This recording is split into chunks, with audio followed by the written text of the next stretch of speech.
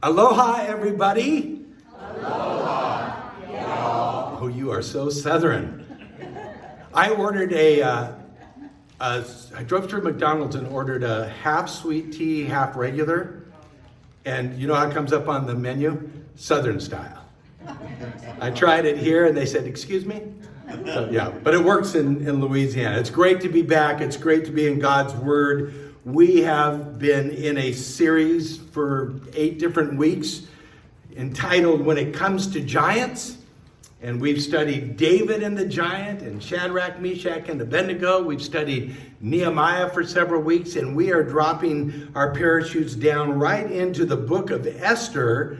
Esther has 10 chapters, but we'll be covering 2 chapters today and kind of scanning, getting our foundation laid, and then we'll be drawing principles from the book as Esther faced one of the greatest giants, the potential destruction of all the Jewish people, and her story is quite unique. Interesting on the book of Esther, you may know this, but we don't know who the author is. Some thinks it might be this character that we'll study, Mordecai, but no one knows. Also, this is the only book in the Bible where God is not mentioned. There's no mention of God. There's no mention of prayer. But as you will see, God is working all through the book.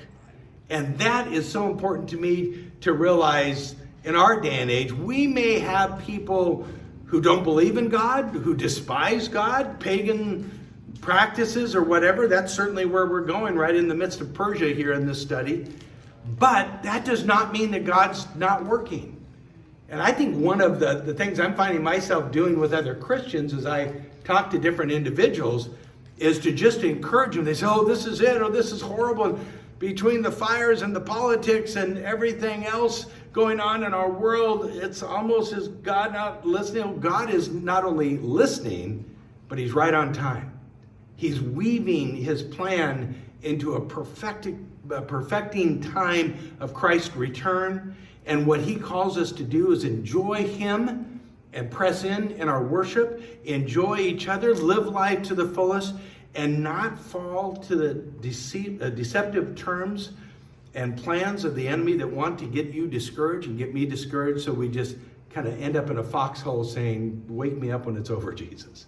There is so much life to be lived as believers, so many ministries that we can involve ourselves. And God designs those around our unique personalities, our unique gifting, and he puts us in places right where we should be if we simply say, God, my heart is open.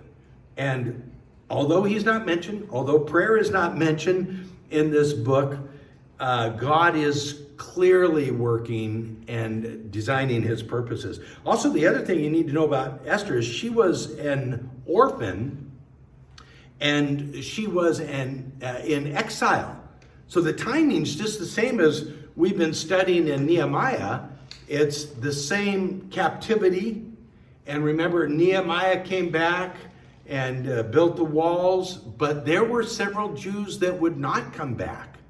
And Esther and Mordecai were some of those. They decided to stay in Persia, this pagan area, and not go through the travel and the rebuilding of the wall and all that was against them in doing that. So you had a remnant up there in Persia that decided to stay. And that's where our story picks up, and you'll see some connections with Nehemiah.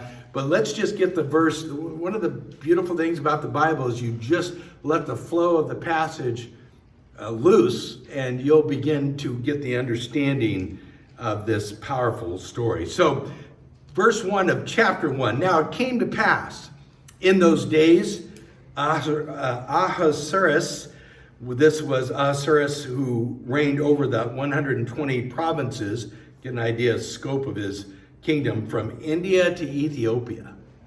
He was in charge of a lot. And Ahasuerus, I'm messing up his name, let's see. Ahasuerus, thank you very much. Ahasuerus sat on the throne of his kingdom, which was Shushan, which is the same as Susa, and that was the citadel. This is the 3rd year of his reign, and he made a feast for all the officials and servants and powers of Persia and Media, the nobles and the princes and the provinces being before him. And here's what was his goal. He wanted to show the riches of his glorious kingdom and the splendor of his excellent majesty for many days, 180 to be exact. So for 3 months, he throws this feast, this party, this open house of sorts, as the king, and his whole desire was just to show it off. The huge kingdom, very powerful man, and now we'll just speed it up a little bit. When these days were completed, the king made a feast lasting 7 days for all the people who were present in Susa, in the citadel, from the great to the small, the court of the garden of the king's palace. There were white and blue, the little details here, but the white and blue linen curtains fastened with cords of fine linen, purple on silver rods, marble pillars, couches were of gold and silver. You get the idea of why he wants to show this off?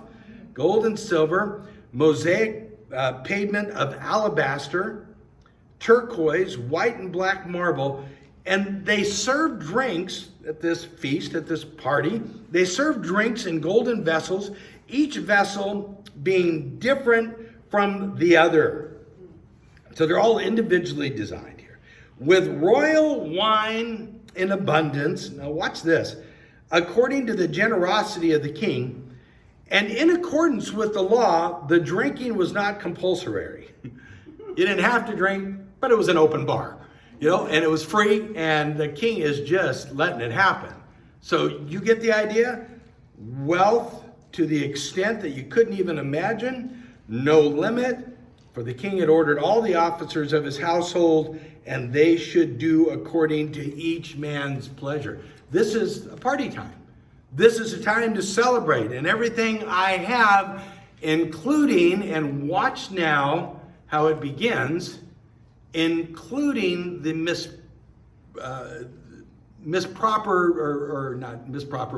the degrading use of women. You'll see alcohol abused, you'll see women abused, you'll see power abused, you'll see evil as the story continues. But as he's showing everything off, and as soon as he gets one too many in himself, the queen becomes a victim of this as well. So Queen Vashti also made a feast for the women in the royal palace, which belonged to the king. On the 7th day, when the heart of the king, I like this term, was merry with wine, how about he was drunk as a skunk in the New Mark Barrett Standard Version. He was merry with wine. He commanded, and look at these names. This is like a WWF wrestling team here. Biztha, Harbona, all these were his kind of counselors and eunuchs that served him. He commanded them to bring out the Queen Vashti, before the king, wearing her royal crown. He wants to show her off. So he's drunk, the party's been going on, and the reason he wanted to do that, to show her beauty to the people, because she was beautiful to behold. So that's the queen. She's beautiful, but she knows he's drunk. And she doesn't want to be abused or, cattled around. And so this is Persia. What the king says goes, but listen to where the story takes its turn. But bring her out, and verse 12 says, but Queen Vashti refused to come at the king's command that was brought by his eunuchs. Therefore, the king was not only drunk, what else? He was furious, absolutely, and his anger burned within him. You don't do that to the king.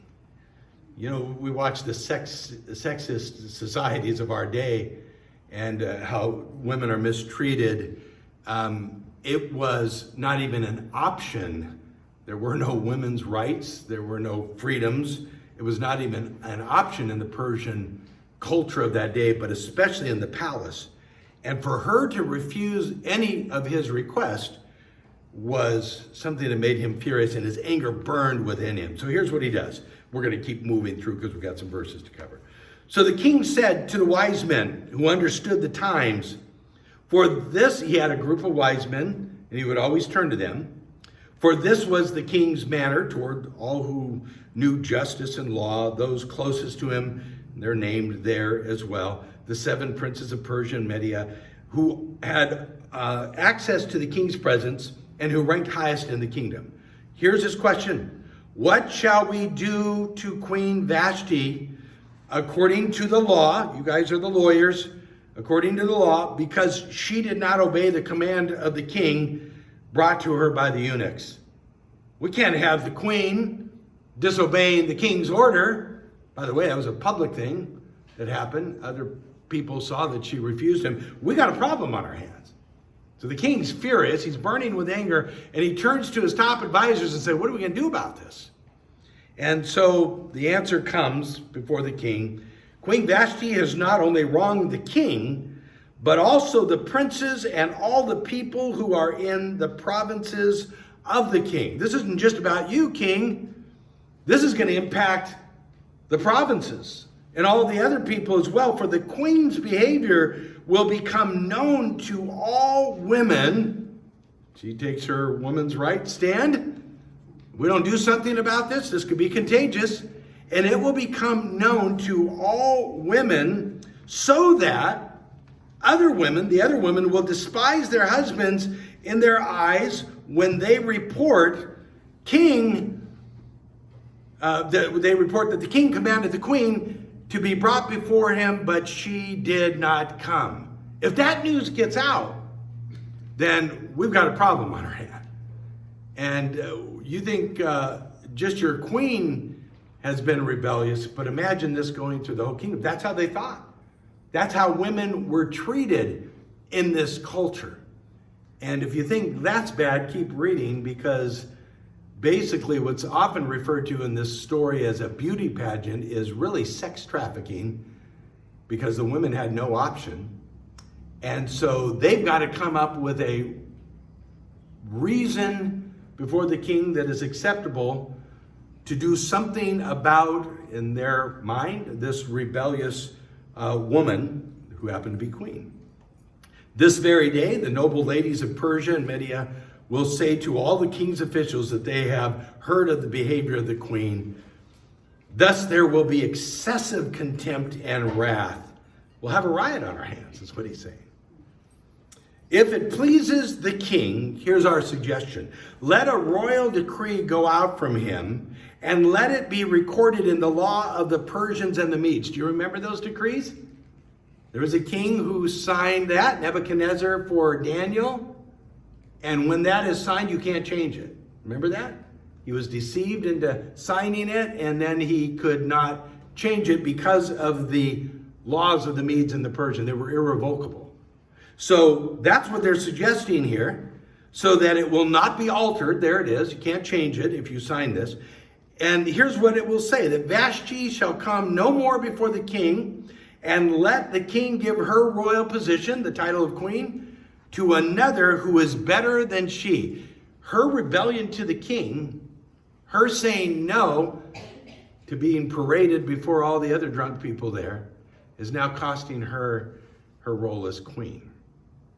And so they're suggesting, get rid of her, and we'll find someone that's better than she is. So when the king's decree, which he will make, is proclaimed through all the empire, for that empire is great, all wives will honor their husbands, both great and small.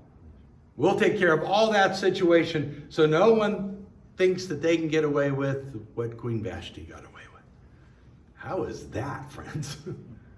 I mean, it's Persia, and it's the kingdom, I get it, but the mentality and the degrading approach and actions toward women just reeks all over this. Remember, God's name's not mentioned. Prayer's not mentioned. These people were the primary players that we're going to look at. Mordecai and Esther are Jewish, but they're living in the full pagan society by choice, But some of those choices are going to be taken away now. So the reply pleased the king. This is the plan. And it pleased the princes, and the king did according to the word. And they sent letters to the king's provinces, to each province in its own script, to every people in their own language, that each man should be master in his own house and speak in the language of his own people. Wow. You know, there's some people that still practice that, even in the church. The Bible has some clear descriptions of marriage and clear descriptions of how we are to mutually submit to each other and to serve one another. There is a structure and there is an order, but it is far from what we've just read here. And people that become either legalistic or so hard-nosed in the way they treat women, even in the church, are condemned in their action by God. This is nothing but mankind running his own rules, and as a result, half the population is humiliated. I often think as you read Jesus' encounters with women, he is always what? Elevating them. You'll see him talking to a prostitute or a poor woman or a wealthy woman, and he elevates women all through his ministry. Never degrades them. Even the woman at the well. He doesn't balk at sin. He confronts sin. Even the man you're with now is not your husband. But then he lovingly shows her the right water to drink. Without the presence of God, without the presence of Christ, that's what a society looks like. And so we don't come into our society in all of its warped ways and demand and make laws and all of these things. We model Christ. We model Jesus. None of that was going on here. And that's what it looks like. What a horrible, horrible picture. Look at how chapter 2 opens. It says, after these things, so the law is written. After these things, when the wrath of the king subsided, which took a while, he remembered the queen and what she had done and what had been decreed against her. And so the king's servants who attended him saw that. Now he's without a wife, right? He's without a queen. And they said, hey, here's our idea. Let beautiful young virgins be sought for the king. We got to appease him. You know, this law's happened. He no longer has this beautiful queen. So let beautiful young virgins be brought before the king, and let the king appoint officers in the provinces of his kingdom, that they may gather all the beautiful young virgins. Listen to the terminology. It's almost like animals. Gather all the young virgins. We got to please the king, got to please the man. Gather all the young virgins to the citadel in Susa, into the woman's quarters, under the custody of Haggai. He was the king's eunuch. And he was, I hate this term too, he was the custodian of the women. Again, this is this society. We're taking an honest look of what it was. And let beauty preparations be given to them. Let the young women who pleases the king be queen, the prettiest girl, the one that pleases him, instead of Vashti, who's now gone. So in Shushan or Susa, it's the same word. The citadel there was a certain Jew whose name, and now we meet Mordecai. He is a Jew, and his name is Mordecai, the son of Jair, the son of Shimei, the son of Kish, a Benjamite. Kish had been carried away from Jerusalem with the captives who had been captured with Jeconiah, king of Judah, back when the original captivity took place, whom Nebuchadnezzar, king of Babylon, had carried. So that's how he got up into Persia that now controls everything. And Mordecai brought up Hadassah, which is the name Esther. That was his uncle's daughter, for she neither had a father or mother. She's an orphan. And the young woman was lovely and beautiful, Esther was, lovely and beautiful. When her father and mother died, Mordecai took her and raised her as his daughter. So there's the connection for Mordecai and Esther. He raised her as his own daughter. She was an orphan relation, but he raised her as his own daughter. So it was with that understood. When the king's command and decree were heard, it's a decree. You don't have a choice in this. As a young virgin or any woman that was a part of this, when the king's command was heard, and when many young women were gathered, not by their choice, they were herded, they were gathered at Susa the citadel, under the custody of Hegai, that Esther also was taken to the king's palace into the care of Hegai the custodian of woman.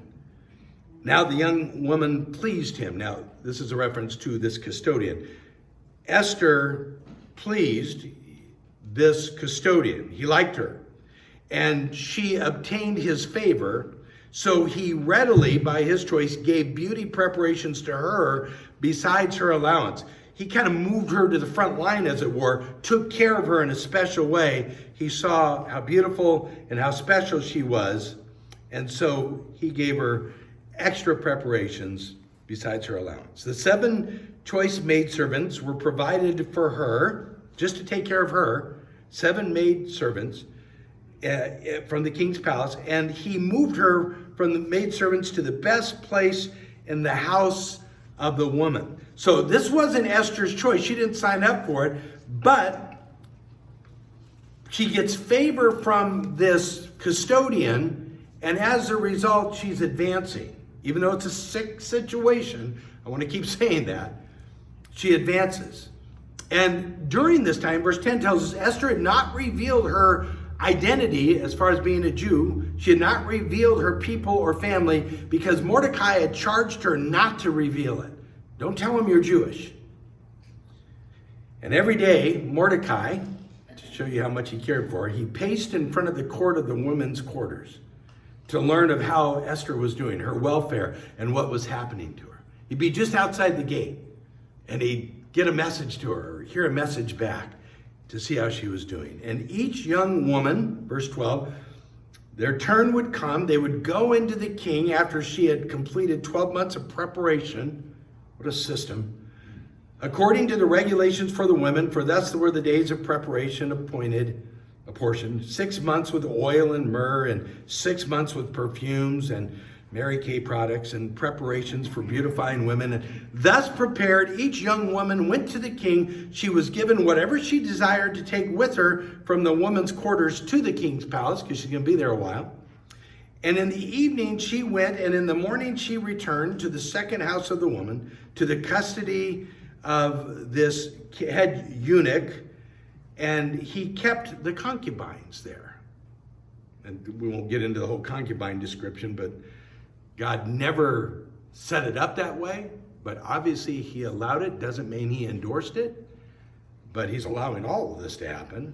So it's another part of theological issues there. And so she's there with all these concubines, and she would not go to the king again unless the king delighted in her and called her by name. I want number 17. Actually, he would call her by name. So all these women are being paraded. Which one does the king like? And the sexual abuse and all that goes with that, it's here, friends. And so she waits. And when the turn came for Esther, the daughter of Abihail, the uncle of Mordecai, who had taken her as his daughter, to go into the king, she requested nothing except what the eunuch, the custodian, had told her and advised her. And Esther obtained favor in the sight of all who saw her. So Esther was taken to King Ahasuerus into the royal palace in the 10th month, which is the month of Tebeth, in the 7th year of his reign. The king, look at verse 17, the king loved Esther more than all the other women, and she obtained, in this horrific situation, she obtains grace and favor in his sight more than all the other virgins. So he set the royal crown upon her head and made her queen instead of Vashti. So this orphan exiled girl goes through the Persian culture of the day and ends up becoming queen. Then the king made a great feast, the feast of Esther. He's going to celebrate this for all his officials and his servants. He proclaimed a holiday in the provinces and gave gifts according to the generosity of the king. He could afford it, right? So another feast, another celebration, because he's got this beautiful new queen, and she takes her place at the king's throne in the role of queen. Quite a journey to get there in a very sick society. God is not mentioned, prayer is not mentioned, but watch what is happening. As the chapter closes, and we'll pick this story up next week, as the chapter closes, Mordecai discovers something. Mordecai, who had raised her as his daughter, never left his concern for her, even though she's queen. And when the virgins were gathered together a second time, Mordecai sat within the king's gate. Now Esther had not revealed her family and her people, just as Mordecai had charged her. Nobody knows that Esther is a Jew. And Esther obeyed the command of Mordecai as when she was brought up by him. And in those days, while Mordecai sat within the king's gate, that's where a lot of business was transacted and conversations took place. Two of the king's eunuchs, this is how the chapter closes. Two of the king's eunuchs, Bigthan and Teresh, they were doorkeepers. They became furious and sought to lay hands on the king. In other words, they wanted to kill him. And here's Mordecai, out of his desire to check on the welfare of Esther, out by the gate, and he overhears this. He hears this discussion. So the matter became known to Mordecai, who then told not just Esther, but who is she now? Queen Esther. He tells Queen Esther. Esther informed the king in Mordecai's name. This is what Mordecai heard. And when an inquiry was made into the matter, it was confirmed. These guys are out to kill the king. Queen Esther tells the king through the name of Mordecai, and it's confirmed. And both of those individuals were hanged on a gallows, and it was written in the book of the Chronicles in the presence of the king. There are two Jews that are primarily focused here, Esther and Mordecai. Esther is now the queen, and by the close of chapter 2, Mordecai just saved the king's life. God's name is not mentioned, but is he at work? And the result of what will happen will save the entire people that are there, the Jews there, in a very dramatic way and a very powerful way. I want to suggest to you as we close, in our own society, in our own culture, which is as sick as this, even when God's name is not mentioned, or it's mentioned in a profane way, God is still at work. God is at work right now in your home, in your church, in your outreach, in your relationships. When it's dark and we think, how could this keep happening? And I often say, I'm glad my dad's not here now, and my grandpa's not here, and all of this, how would they handle this? And yet God is still at work. Satan wants us to think no, and evil reigns, but God is at work, and he is placing his people in the right places, and we simply need to pray and say, God, where do you want to place me? For an hour? For a week? To help someone physically? To help someone emotionally?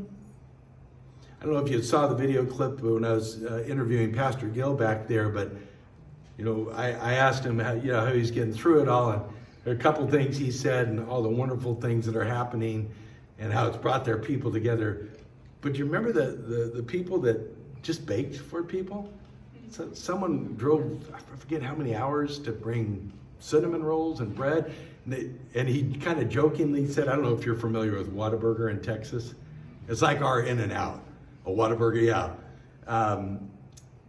He mentioned kind of jokingly, he said, well, what I could really use is a Whataburger. And this 80-some-year-old man and his wife drove several hours to the nearest Whataburger and brought him back for dinner that same day at Whataburger. And I go, okay, now I've never heard of a Whataburger ministry before, but now I do. And I started to think all the little ways and all the helpful ways that we in a dark age can do what we're designed to do, encourage people, cook for people, pray for people, give to people, help people. God is at work, and he uses his church. And at times, if God needs to, he will take a orphan exile and make her queen.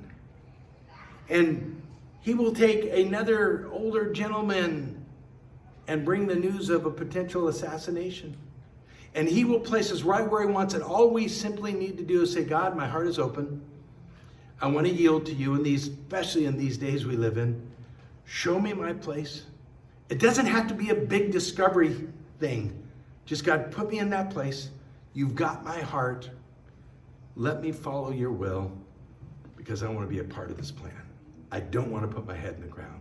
And I don't want Satan to have any room to discourage me or to push me down from my past or my future or my current life. I just want to serve you. That's an exciting life. To me, that is what we call the abundant life. And it's seen even in a book that doesn't mention God's name. But today we mention God's name. We mention his name and we pray, and we continue to pray, and we encourage each other. How good that is to encourage each other. And we say, God, here I am, send me. By chapter 4, you'll see this great line that Mordecai says to Esther.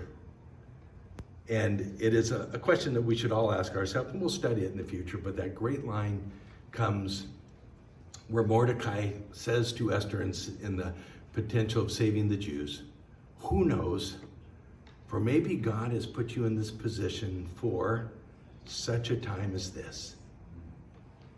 And that's not even a question for us. God has put us here in 2020 for such a time as this. God was not surprised today when the calendar page changed and it was this Sunday and the world's still going crazy. He knew we would be here. He knew we'd be studying this passage, even before we knew it, of course. And he says, I have you here for such a time as this. Now go do it and drink deeply of it and depend on me. And I want to close with this. When I was preparing for this trip, actually, a week ago right now, I said goodbye to you. And I drove to John Wayne and got on a plane. My plans had changed. The disaster relief team that I was going to go with, the Calvary disaster relief team, they went on to Alabama. So now I'm going not knowing anybody, which is kind of how I live my life. And I drop into this little DeQuincy town. I spent the night in Beaumont, Texas, just because everyone needs to spend the night in Beaumont, Texas. And I drove on to DeQuincy the next morning. And I meet this pastor. And then I meet this ocean pastor. Then I meet these guys from Oklahoma. And my life changed. And I got some good friends out of it. And we worked hard. And I represented you. And I'm saying, God, let's do it again. Wherever you put us. We don't even need to know all the details. We just want to walk by faith. And we want to serve you. And that's what he calls us to do. And what a joy to do it. Let's pray together. And as we pray, would you just take a moment to hear from God? Now, I'm not suggesting he's going to lay out a plan for you. But may your communication, if this is your heart today, may your communication to him be for right now, in this season of your life, right now, God, I want you to be involved. I want to hear your voice clearly. I want to study your word. I want to connect with other believers. Whether you're single, married, whatever position you're in, God, what do you want to do this day with me?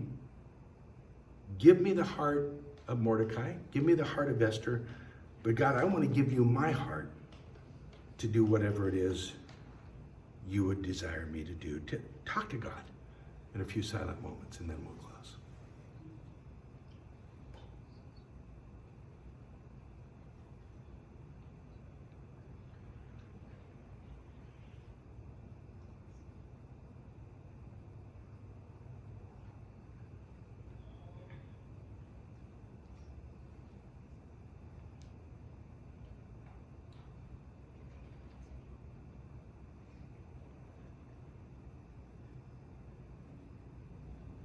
We spoke earlier, Lord, of this wonderful peace that comes in a right relationship with you.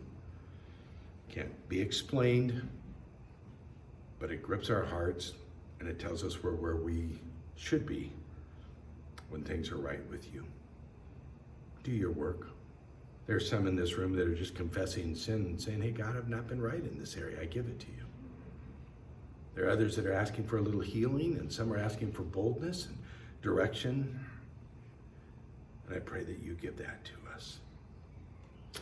And those of us who know you as the Prince of Peace, may we bring with us that peace and be peace givers to this hurting society.